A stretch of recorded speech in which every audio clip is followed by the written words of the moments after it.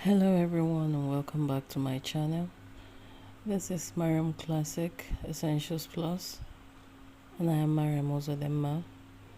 I'm a soap maker based in Enugu State, Nigeria, and I make soaps, natural handmade soaps precisely.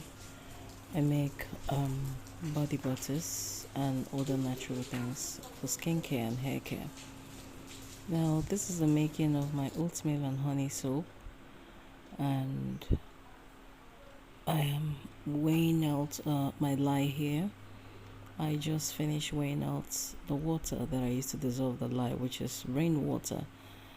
You'll see that I inserted a video of how I collected the rainwater about 24 hours before I made the soap. Here I am trying to dissolve my lye in my water, the rainwater, and prepare it for soap making. Here you'll see me weighing out my oils and butters. Before I added that oil, the one that was in the container was palm kernel oil, and I added sunflower oil. Here I'm weighing out my shea butter, and I've already weighed out tallow in another container. So in a minute you'll see where I'll be adding in melted shea butter and tallow into that container of oils. I was trying to here put together my recipe. I normally use the soapcack.net. That's what I use as for formulation of my recipe.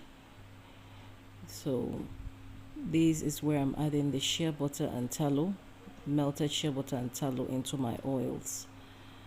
Now for the soap making proper, here I'm gearing up for me to start making the soap, putting on my gloves, trying to make sure everything on the table is set and complete, which involves my gloves, my eyeglasses, which is my goggles, then of course the additives I'll be needing for the soap, which is the oatmeal, the honey, the fragrance, and of course my molds. And to make sure that everything is at a certain temperature. I love soaping at room temperature, so everything was at room temperature here before I started soaping. Soaping at room temperature is my go-to any day. The reason is because it does not disturb me, it does not accelerate on me. So I always love soaping at room temperature. Here I'm just trying to mix the oils and butters and fat as much as I can. Now here you see me adding in my lye water into my oils and butters.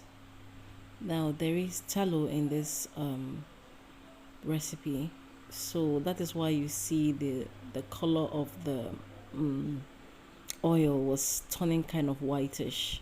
It wasn't like I added any powder before or anything, it's just the tallow. When it stays for long in liquid oil, it tends to like want to solidify again, so it tends to give that white cast. So you have to use your stick blender to like try to break it off as much as you can and mix it back with the other oils. So now here I'm mixing in my lye solution that I just poured into it. The bottom was very thick because this particular recipe was consisted of mainly hard oils. Like palm kernel oil is a hard oil. Then of course I have shea butter and I have tallow. Those are things that makes a soap hard naturally. So it's just sunflower oil that is the only liquid oil that I put in here. So excuse me. So here I am turning with my turning stick to emulsify as much as I can. I did give a few zaps with my stick blender just to make sure that the emulsification was complete before I will start putting in my additives.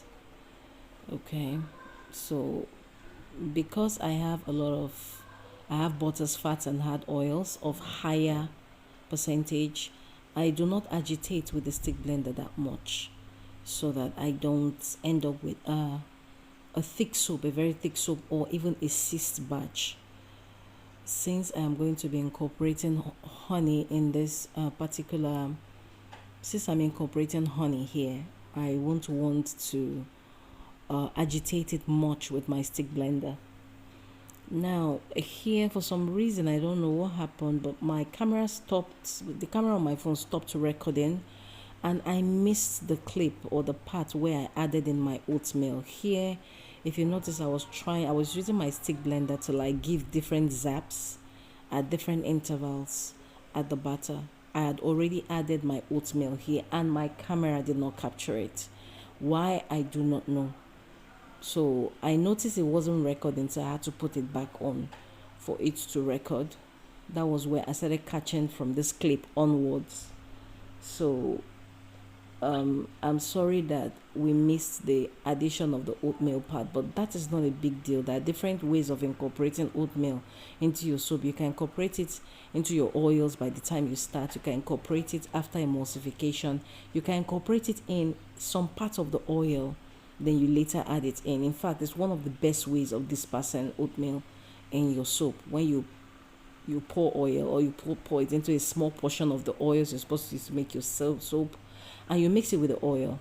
When you pour it into your batter, being able to emulsify it with the soap or mix it with the soap will not be much of a problem. It's part of the ways I incorporate my herbs anyway. I don't incorporate my herbs in powder form. I always put them in an oil before I incorporate it. Here I just finished adding in my honey. Honey, before you add it, you try as much as you can to liquefy it a little with distilled water. And here I am adding in my fragrance. Okay, so from here on I have to work fast because honey accelerates traces, and my fragrance too, there is a little bit of lemon in this fragrance combination. I use fragrance combinations, I don't just use one. So the batter has started to thicken here, so I was trying my best to work fast so I will not have a seized batch on my hands.